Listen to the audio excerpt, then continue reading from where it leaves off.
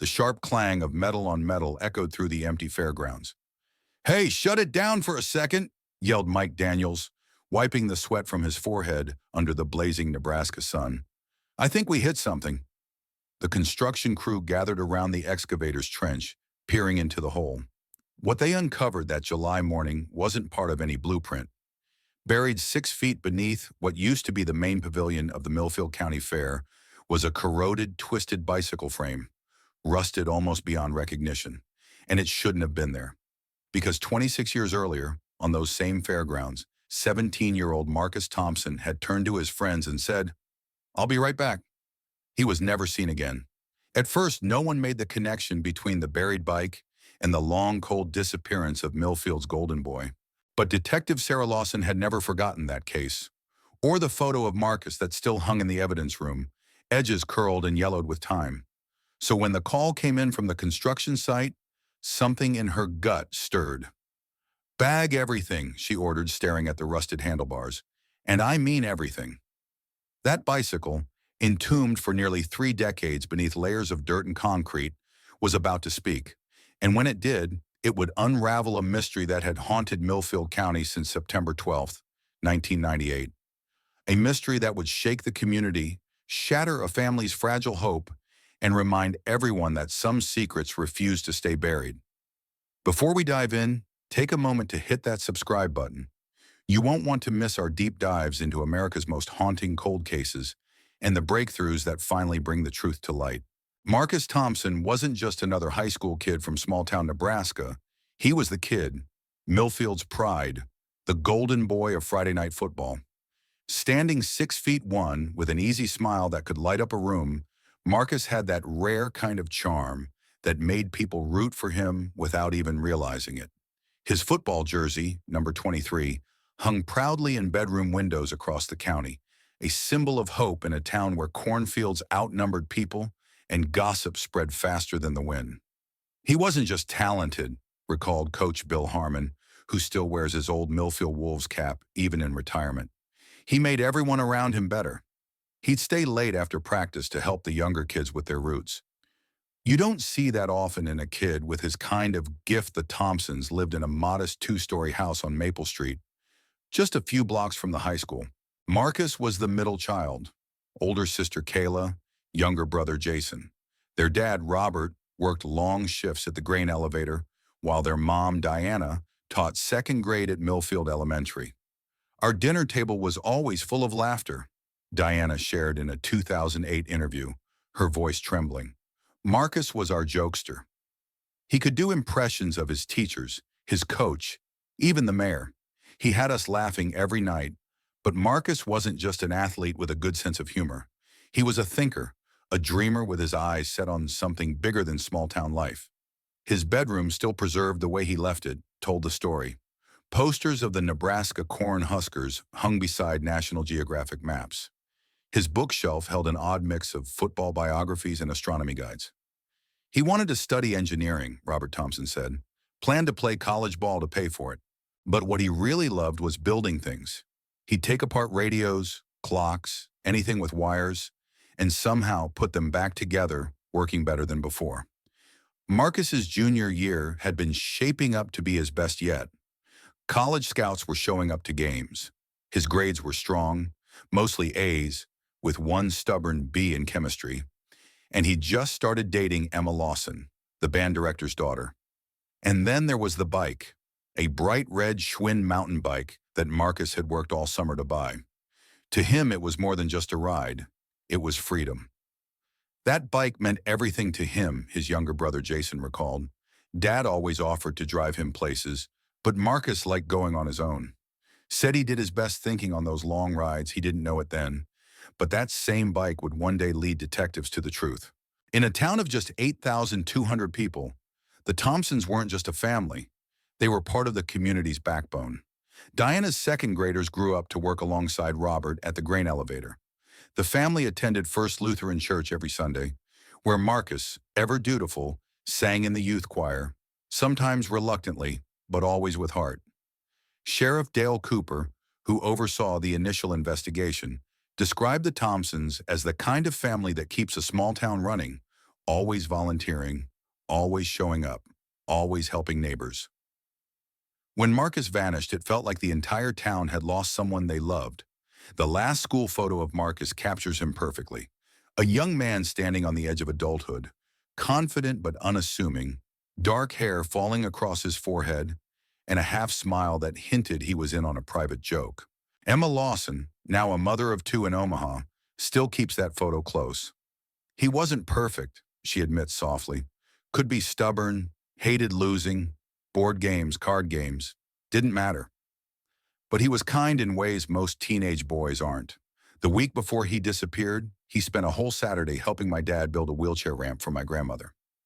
After Marcus vanished, his school locker became an unofficial memorial, first covered with frantic notes begging for his return, then with prayers and eventually with memories. Though the school removed it during renovations in 2010, every item inside was preserved for the Thompsons. Everyone has that one person who makes them feel like they matter, said Principal Margaret Whitaker at the 20-year remembrance ceremony. For many Milfield High students, that person was Marcus Thompson. And yet, in a cruel twist of fate, the boy who seemed destined to be remembered for touchdowns and trophies became defined by his absence. A cautionary tale whispered to children, a case file that refused to close, and a wound that never healed in the heart of Milfield County. September 12, 1998, was the final Saturday of the Milfield County Fair, a tradition dating back to 1923. That year, the weather was unusually warm for mid-September, hovering near 80 degrees. Local meteorologist Tom Benson would later call it the kind of perfect fall night that makes you forget winter is coming. The fairgrounds stretched across 22 acres on the edge of town, transforming from an empty field into a carnival of lights, sounds, and smells.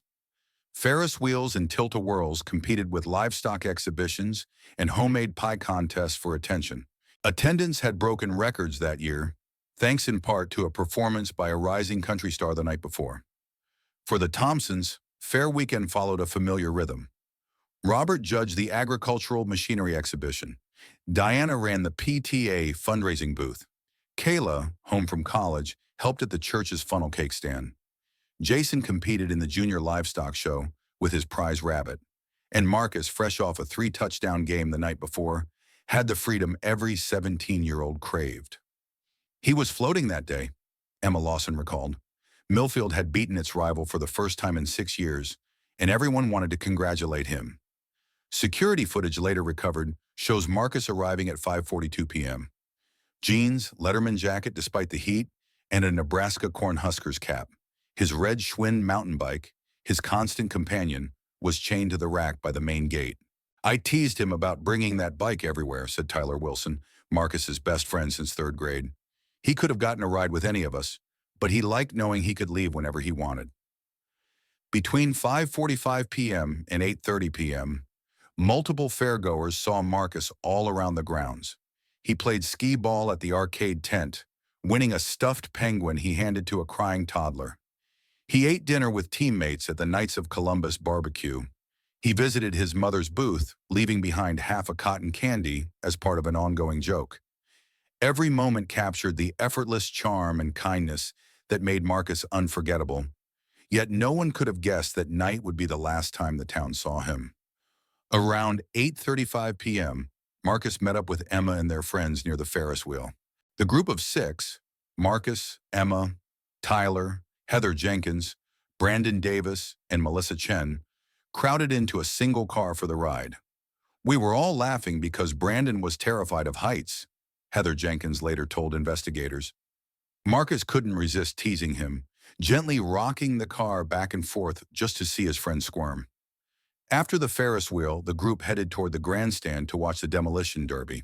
As they walked, Marcus's phone buzzed, a recent birthday gift from his parents. He glanced at it, and his expression shifted. Melissa Chen recalled in her witness statement, he told the group he needed to meet someone quickly and would catch up with them. Those simple words, "I'll be right back," would haunt everyone who heard them.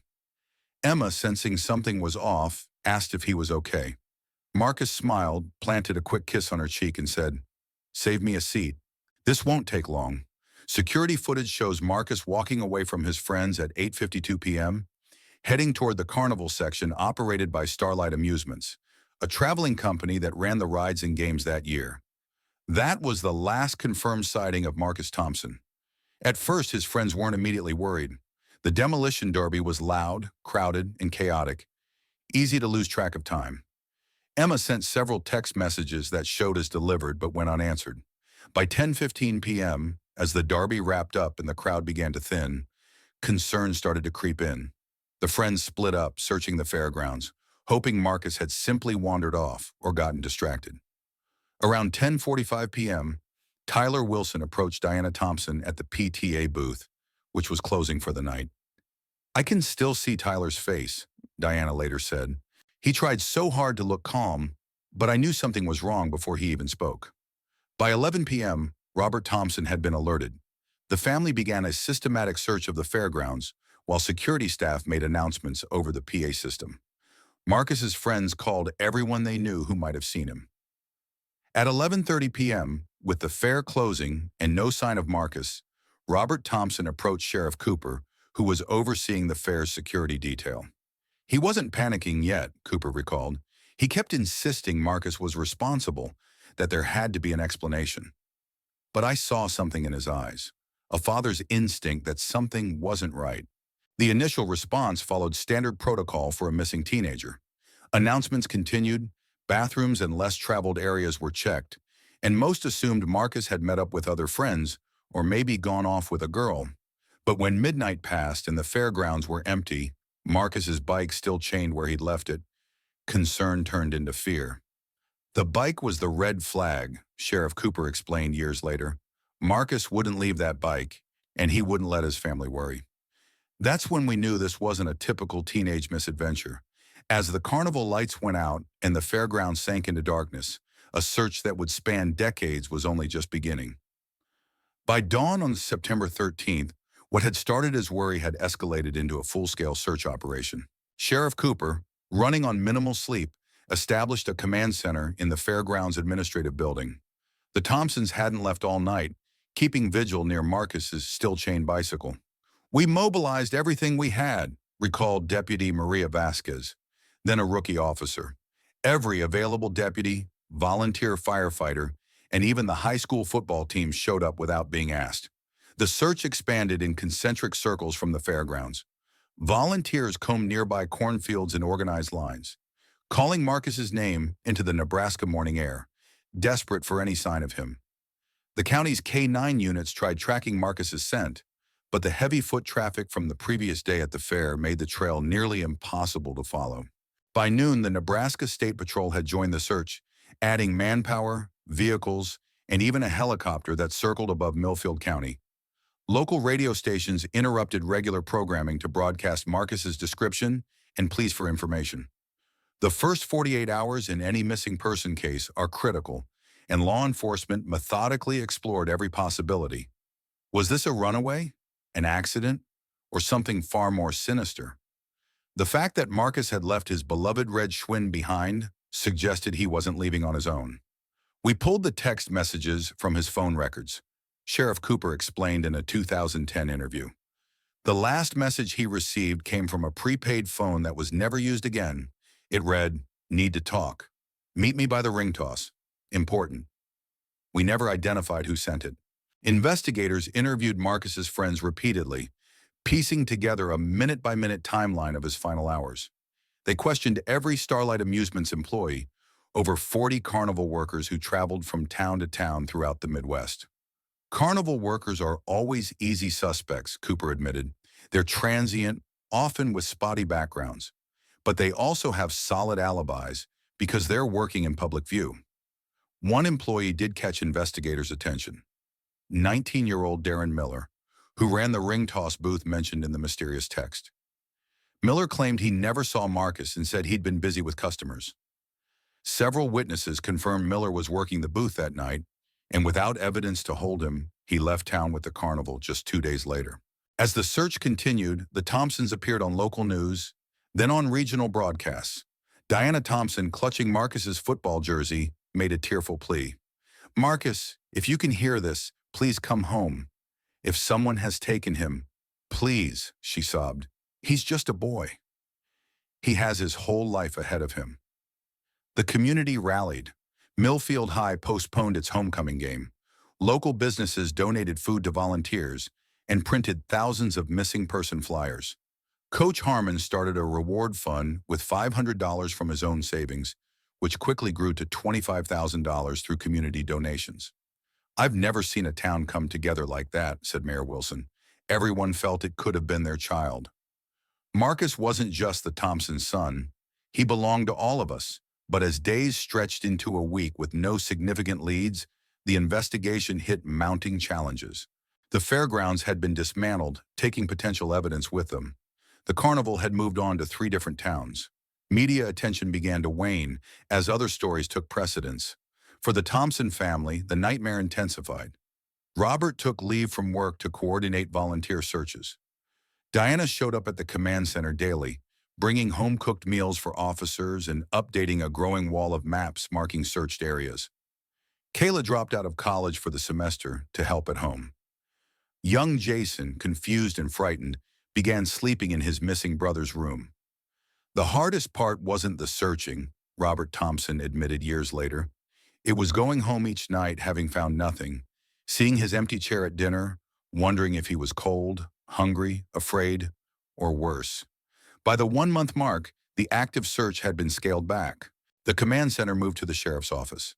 The case remained open, but the frantic energy of those first days had shifted to the methodical pace of a long-term investigation. Sheriff Cooper assigned Deputy Maria Vasquez to maintain the case file full-time, an unusual move for a department their size. "I saw something in her," he explained, "a refusal to let this go. I knew she'd keep pushing when others might move on." As fall faded into winter, Marcus Thompson's disappearance settled over Milfield County like a thick, unshakable fog, ever present, altering the rhythm of daily life and coloring every memory with uncertainty. His senior portrait hung in the yearbook that spring under the solemn caption, "Missing, Not Forgotten."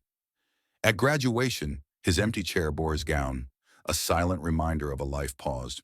For investigators, the case was turning into what they dreaded most: cold. If you're finding this story as compelling and heartbreaking as I do, take a moment to hit that like button and leave a comment. Sharing your thoughts helps this channel reach more people, and I'd love to hear your theories about what happened to Marcus that night at the fair. Darren Miller didn't stand out among the Starlight Amusements crew. At 19, he was neither the youngest nor the oldest of the traveling carnival workers who roamed the Midwest circuit from April through October each year. Standing about 5 feet 10 inches, with sandy brown hair usually tucked under a company baseball cap, he blended seamlessly into the background of the bustling fairgrounds. He was quiet, did his job, no complaints. Vernon Starks, Starlight's operations manager in 1998, later recalled. Showed up on time, handled cash correctly, didn't cause problems. That's all you really ask for in this business. Miller had joined the carnival circuit that April, hired at a job fair in Oklahoma City. His application listed past work at a movie theater and a fast food restaurant.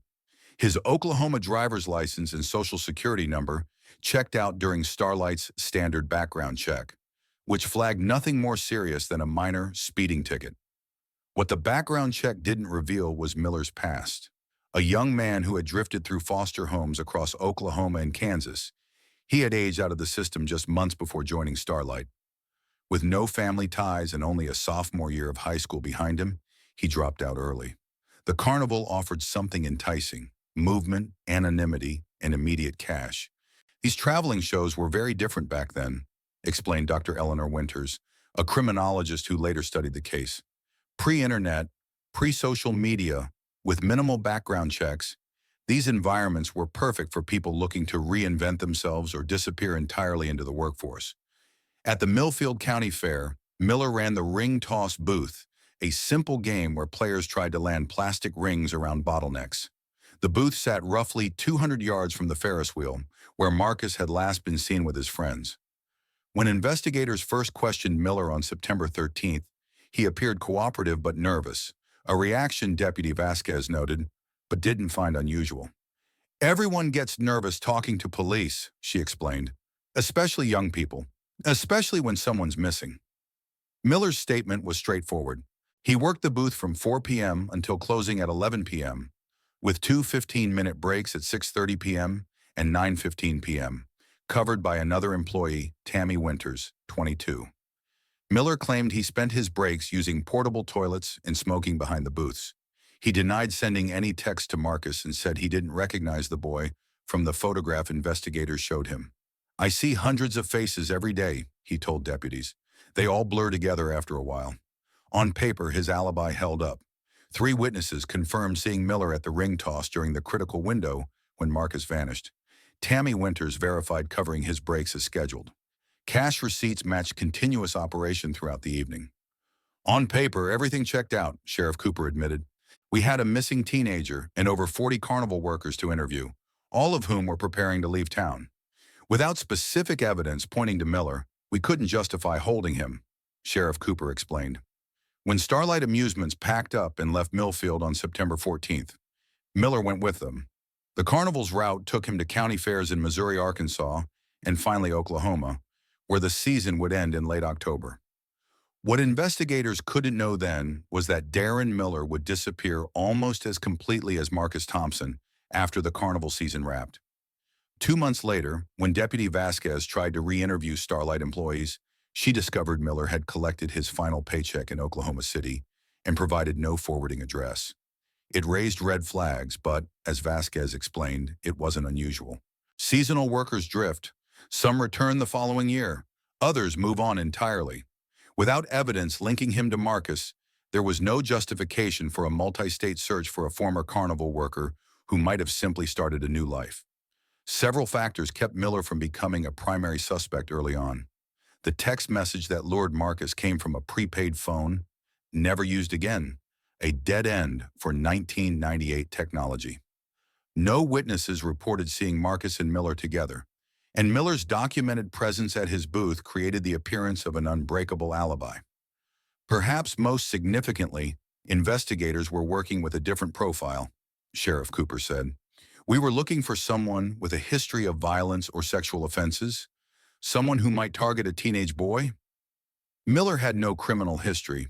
He didn't fit the profile our FBI consultants helped develop. The investigation pursued other leads: a registered sex offender living near the fairgrounds, a rival football player who had threatened Marcus after the previous night's game, and even a college scout who claimed a meeting with Marcus never occurred. Meanwhile, the carnival moved steadily through the heartland, and Darren Miller continued operating his ring toss booth, handing out stuffed animals with a practiced smile that never quite reached his eyes. What no one knew was that beneath Miller's unremarkable exterior lay a troubled history hidden from the public. Sealed juvenile records in Kansas would later reveal incidents of animal cruelty and fire setting, 2 behaviors considered part of the so-called homicidal triad. A psychiatric evaluation at age 15 noted concerning detachment, lack of empathy, and possible dissociative episodes under stress. "The system failed twice, Doctor," Eleanor Winters later wrote in her analysis of the case, first by not providing intervention during Miller's formative years, and second by making his history inaccessible to those who needed to assess the risk he posed. As winter settled over Nebraska, the Thompson family faced their first Christmas with an empty chair at the table.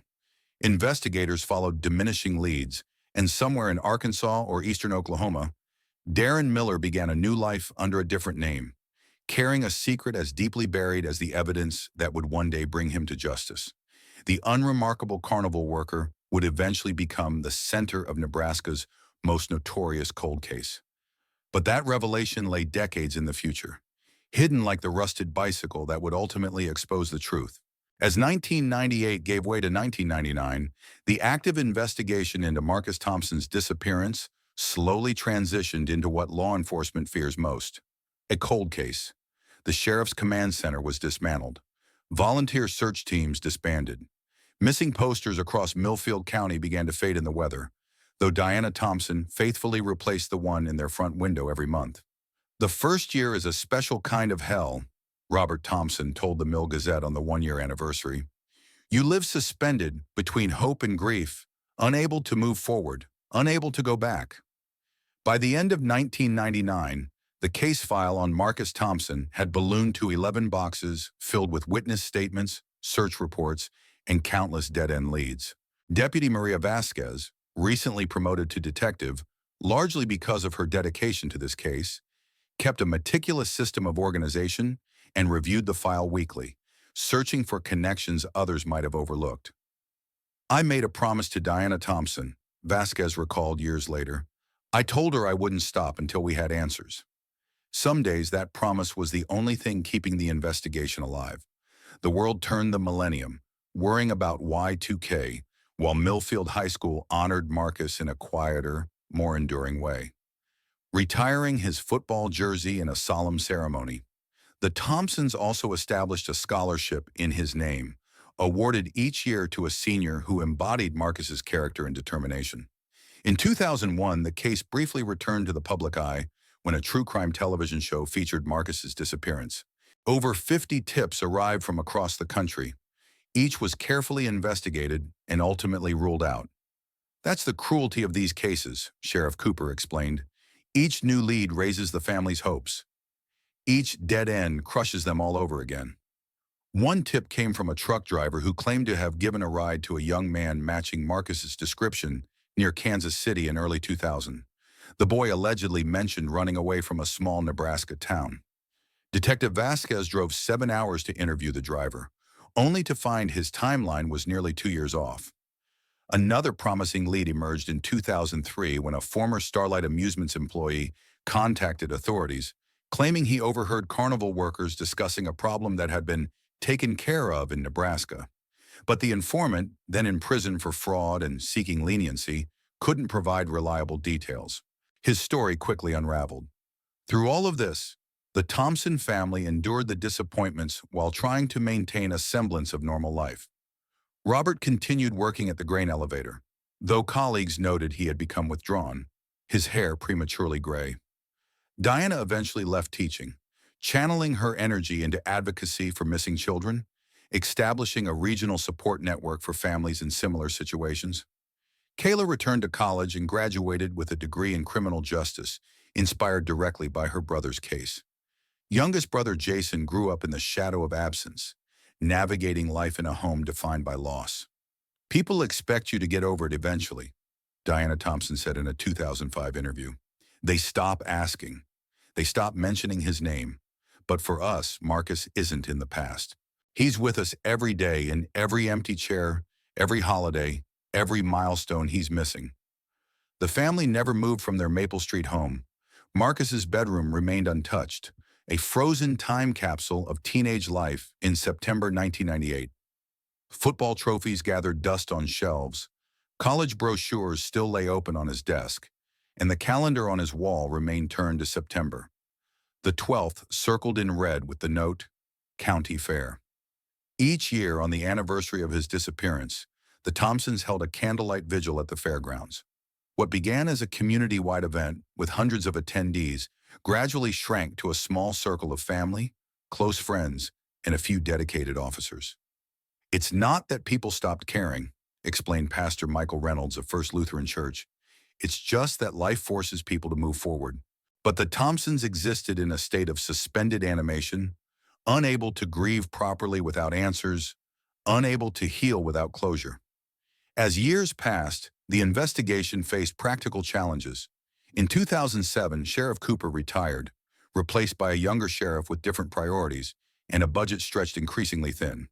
The following year, Detective Vasquez was promoted to lieutenant, which reduced her day-to-day involvement with cold cases. Meanwhile, physical evidence stored in the county's modest evidence room was deteriorating, requiring repackaging to preserve what remained. Technology, however, offered new hope. In 2010, the Nebraska State Patrol's newly formed cold case unit selected Marcus Thompson's disappearance as one of 5 priority cases for review. They digitized the entire case file, re-interviewed key witnesses using cognitive interview techniques unavailable in 1998, and ran DNA samples through expanded databases. These efforts produced a tantalizing, but ultimately frustrating lead. An unidentified male DNA profile recovered from the interior pocket of Marcus's Letterman jacket, which had hung in his bedroom when he disappeared. The profile didn't match any family members, known associates, or anyone in criminal DNA databases. It was something, but not enough, Lieutenant Vasquez explained. We had a DNA profile with no name to attach to it. By the 15th anniversary in 2013, Marcus's case had appeared in 3 books about unsolved Midwestern mysteries. A popular true crime podcast devoted 2 episodes to the disappearance, introducing the story to a new generation. Online forums buzzed with theories ranging from plausible to outlandish. The Thompsons weathered these waves of attention with quiet dignity. They never sought the spotlight, but recognized that media coverage helped keep Marcus's story alive. Diana maintained a website with updates, posting age-progressed images created by forensic artists every few years. "I don't recognize the young man in those images," she confessed in a 2018 interview.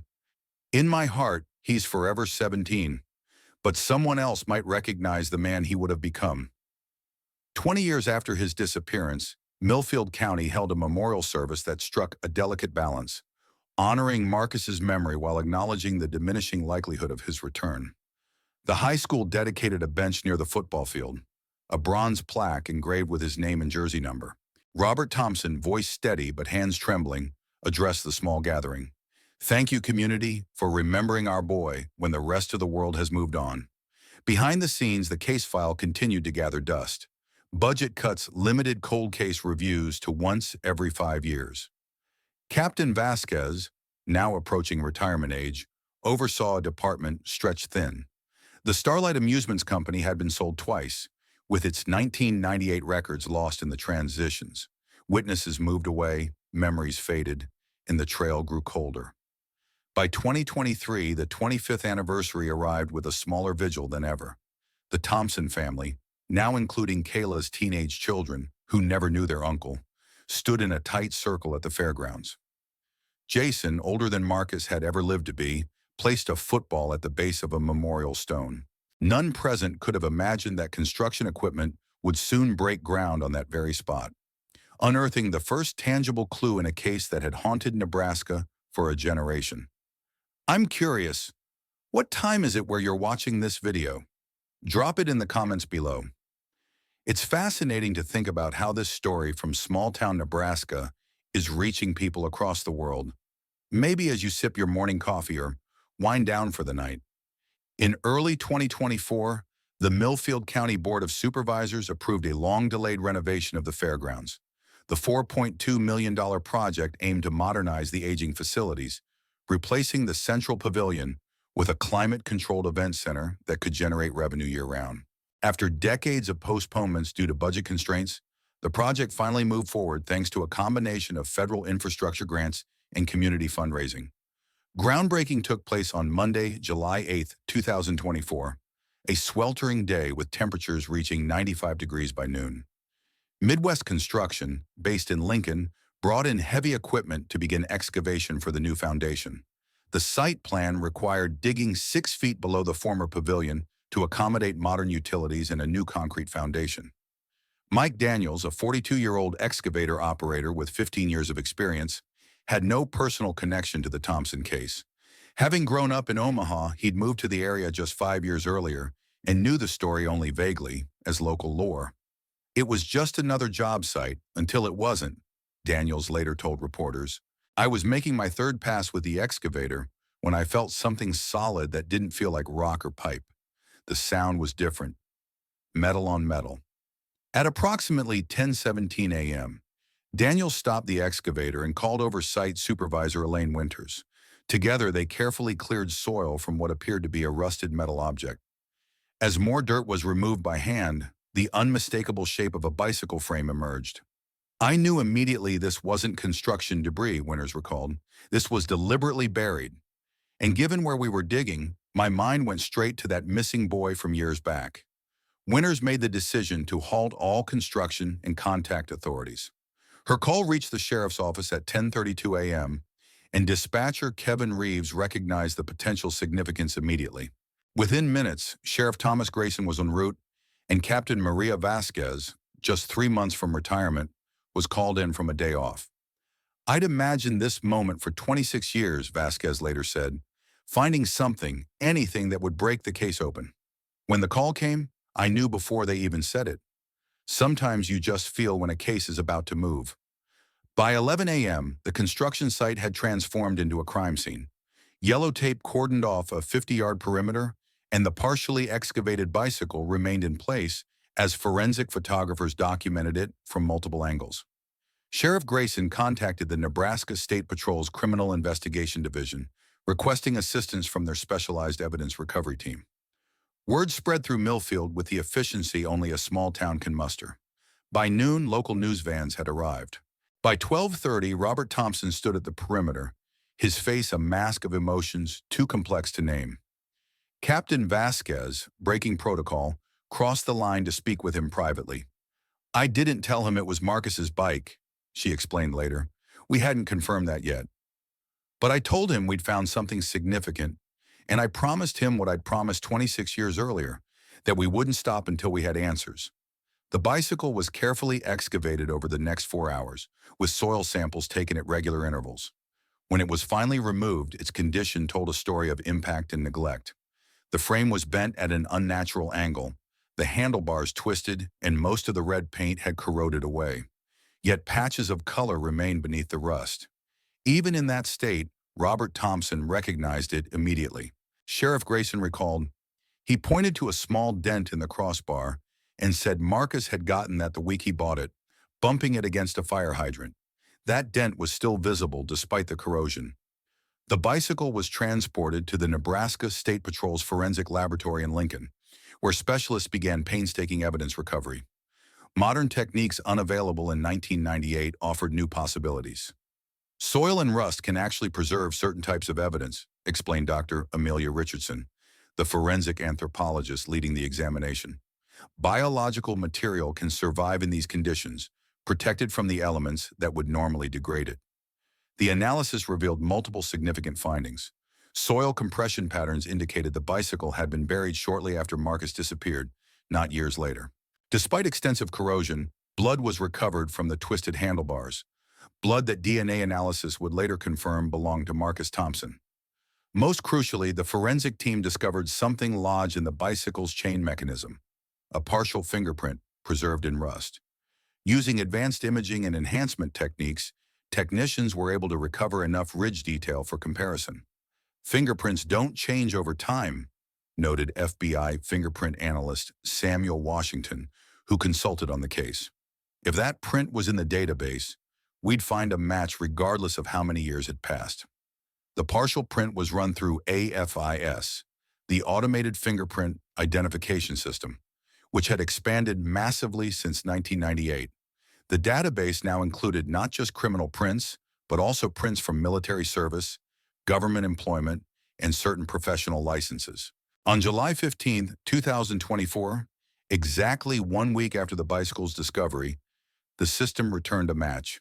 The fingerprint belonged to David Allen Reynolds, formerly known as Darren Miller, now a 45-year-old maintenance supervisor at an apartment complex in Tulsa, Oklahoma.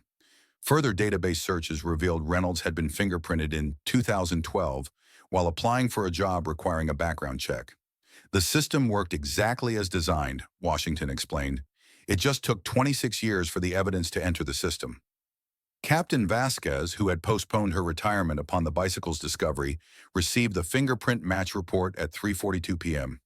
Within the hour, she was in Sheriff Grayson's office, planning an interstate operation in coordination with Oklahoma authorities.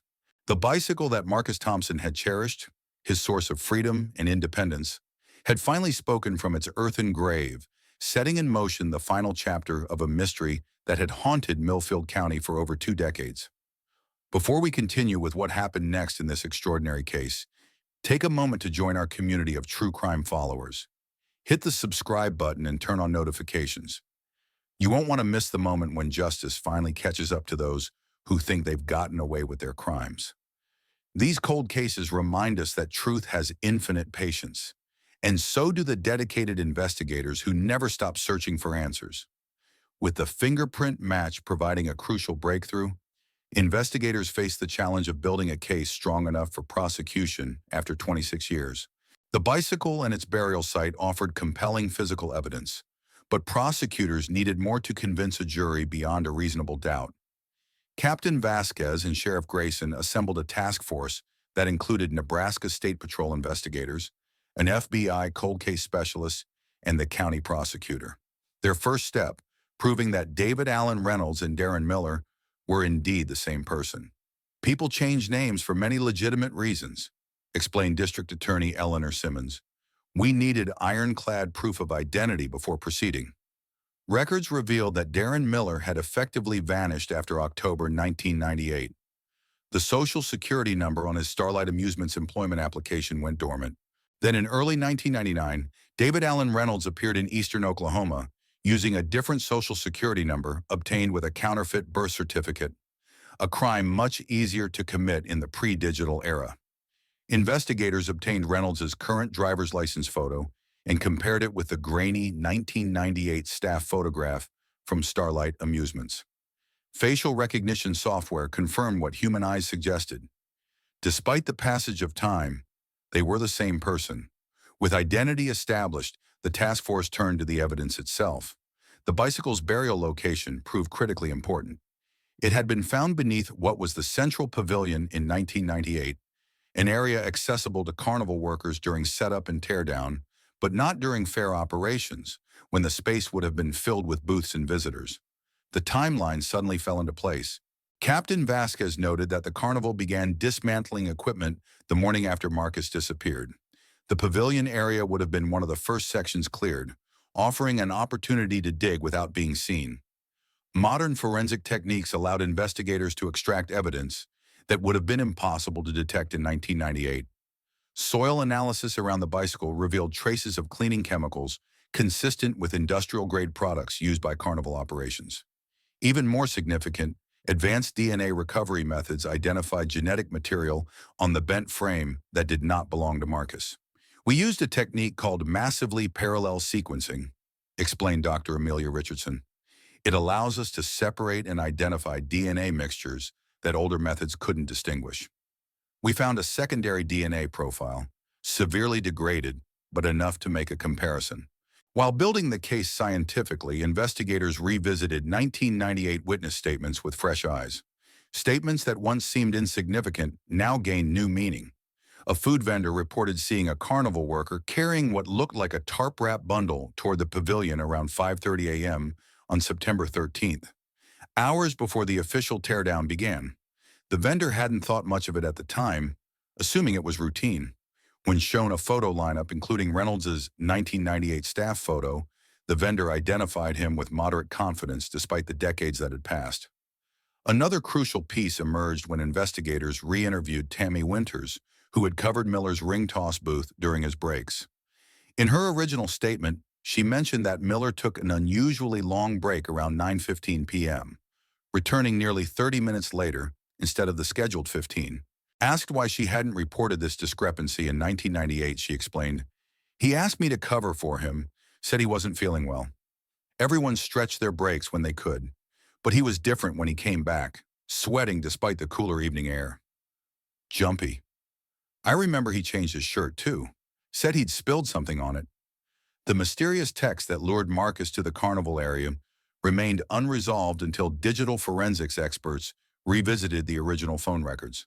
Though the prepaid phone was never recovered, enhanced analysis of cell tower data narrowed the activation location to within 100 yards of the carnival workers' temporary housing trailers behind the fairgrounds. In 1998, cell location data was rudimentary, explained FBI digital forensic specialist Aaron Chen. Today, we can retroactively apply more precise analysis to the old data points, creating a much clearer picture of where that phone was when it sent the message.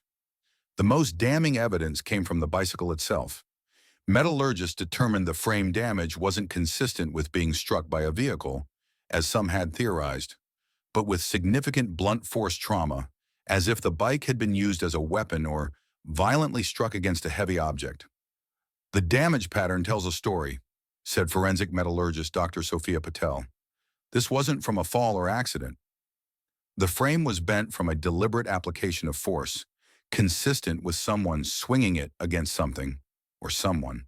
Blood evidence recovered from the handlebars and frame was primarily Marcus's, but trace amounts of another individual's blood were also identified, creating a partial DNA profile that matched samples later obtained from David Allen Reynolds through a search warrant. As the evidence mounted, investigators reconstructed what likely happened that September night in 1998. Reynolds had lured Marcus to a secluded area using the prepaid phone, likely attacked him, possibly with the bicycle itself, and then buried it during the carnival teardown, when digging would go unnoticed. The hardest question still hung over the investigation. Sheriff Grayson admitted, "Where was Marcus's body?" Without that, he acknowledged, we knew the case would be challenging to prosecute. The breakthrough came from an unexpected source. Surveillance of Reynolds in Oklahoma revealed weekly visits to a storage facility on the outskirts of Tulsa. With mounting evidence, a judge approved a search warrant. On August 3, 2024, authorities opened Unit Uni 7 at Secure Store Self-Storage. Inside, they discovered dozens of journals, handwritten accounts spanning decades. Reynolds had meticulously recorded his thoughts, fears, and memories. Several entries from September 1998 were torn out, but modern forensic techniques revealed impressions on adjacent pages. Document examiners recovered portions of the missing content, including a hand-drawn map. The map led investigators to a location 3 miles from the Milfield County Fairgrounds, an abandoned well on property vacant since the 1980s. Ground-penetrating radar confirmed an anomaly at the depth indicated in Reynolds' journal. After 26 years of silence, the final pieces of the puzzle were falling into place. The case against David Allen Reynolds was nearly ready for prosecution. I'm curious, what's the weather like where you're watching from? Drop a comment below. It's fascinating to think that while we're exploring this cold case from Nebraska, you might be experiencing desert heat, mountain snow, or tropical storms. Weather shapes our days, just as unsolved mysteries shape communities for decades. The operation to apprehend Reynolds began at dawn on July 17, 2024. A joint task force of Nebraska State Patrol investigators, FBI agents, and Tulsa police officers assembled at 5 a.m. in a hotel conference room, 3 miles from the Pinage apartment complex where Reynolds had worked for 7 years. Captain Maria Vasquez and Sheriff Grayson had flown in the previous evening, bringing the case file that had followed Vasquez throughout her career. As the most knowledgeable investigator on the Thompson case, Vasquez would observe the arrest and interrogation, while Oklahoma officers led the operation. We had one shot at this, Sheriff Grayson explained. The element of surprise was critical. If Reynolds got wind of the investigation, we risked losing him again.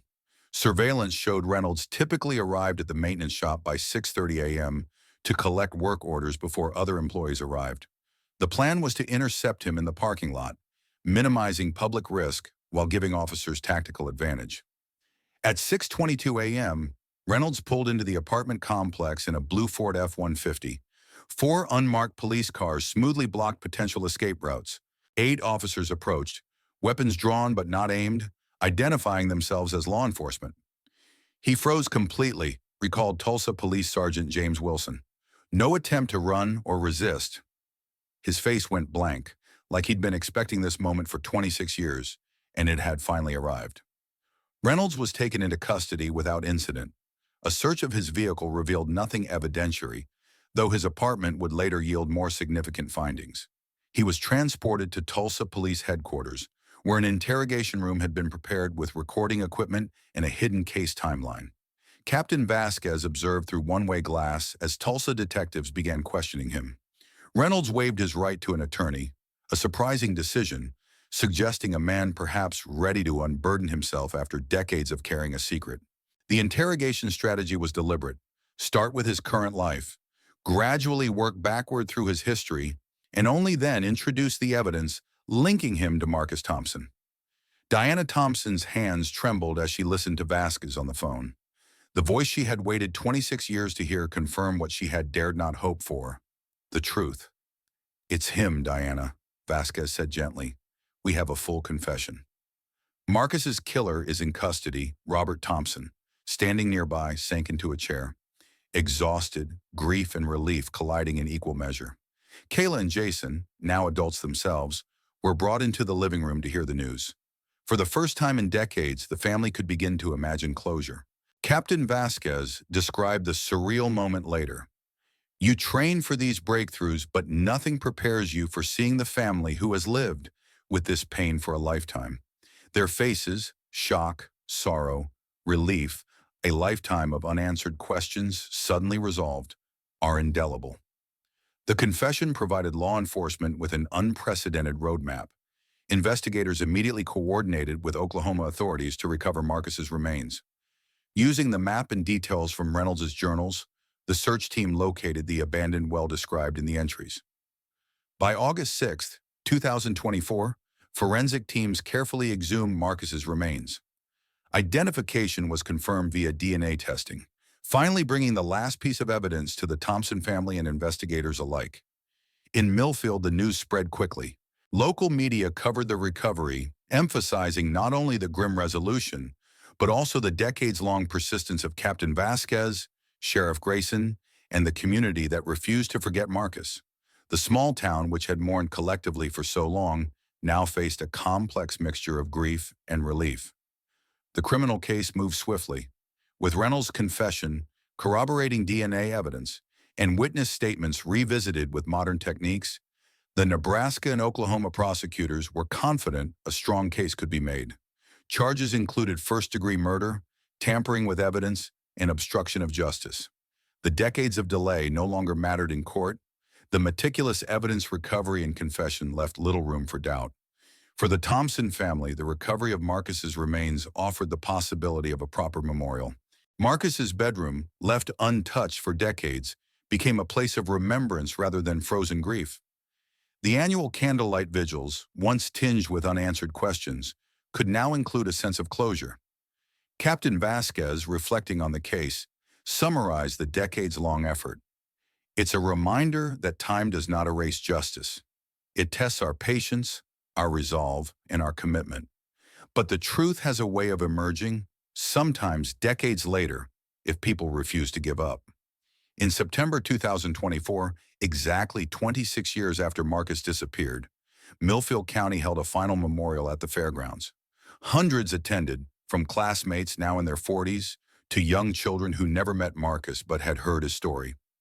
Robert Thompson placed a plaque near the pavilion where the bicycle had been found, inscribed simply, "After 26 years of uncertainty, the Thompson family finally had answers."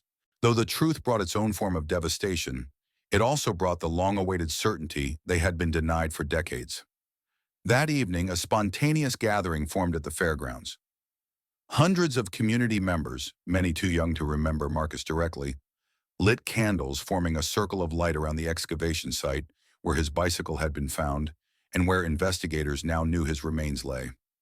On July 23, 2024, forensic archaeologists completed the careful excavation beneath the former pavilion at the Milfield County Fairgrounds. Their work confirmed the final piece of David Allen Reynolds' confession. Marcus Thompson's remains were recovered from the exact location Reynolds had described, buried 6 feet beneath the ground where generations of fairgoers had walked, never knowing what lay below. For the Thompsons, the discovery brought the painful gift of certainty. After 26 years of imagining countless scenarios, hopeful and horrific, they finally knew the truth. There's no such thing as closure.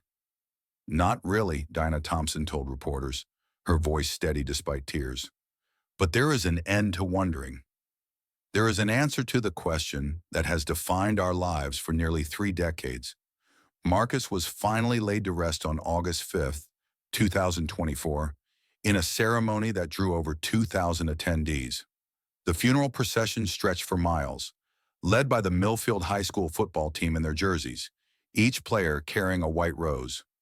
Former teammates, now middle-aged men with families of their own, served as pallbearers. Coach Harmon, at 83, was supported by former players as Marcus's casket passed. "Today we bring our boy home," Robert Thompson said in his eulogy, his voice breaking just once. Not the way they had prayed for all these years, but home nonetheless. The legal proceedings moved swiftly. Reynolds waived extradition to Nebraska and pleaded guilty to second-degree murder, sparing the family the trauma of a trial. On November 12, 2024, he was sentenced to 460 years in the Nebraska State Penitentiary, effectively a life sentence for the 45-year-old. In his statement to the court, Reynolds offered no excuses.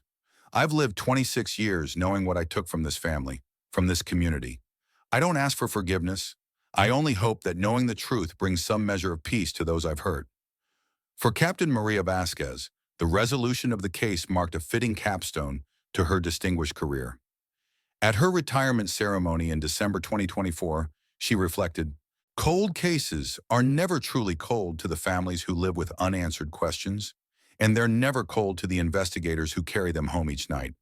This case reminds us that persistence matters, that truth has patience, and that justice, while sometimes delayed, can still be served. The Thompson family established the Marcus Thompson Foundation, dedicated to supporting cold case investigations across the Midwest and providing resources for families of missing persons. Its first initiative funded advanced forensic training for rural law enforcement agencies that often lack resources for solving complex cases. In Milfield, the county fair continues, though now with a permanent memorial garden where the central pavilion once stood. A bronze statue depicts a young man with a football under one arm and a bicycle beside him, his gaze fixed on a horizon he never reached. The inscription reads simply, "For the community that searched for him, the family that never stopped waiting, and the investigators who never abandoned the case, the discovery beneath the fairgrounds provided an ending to a story that had remained unfinished for too long." Not a happy ending. No possibility of that remained on a September night in 1998, but an ending that finally allowed a community to move from mystery to memory, from question to answer, from searching to remembering. If this story moved you as much as it has moved us, please share this video with others who appreciate the importance of never giving up on finding the truth. Hit subscribe and turn on notifications to join us for more in-depth investigations into cases that prove, no matter how much time passes, justice and truth remain possible. What cold case would you like us to cover next? Let us know in the comments below.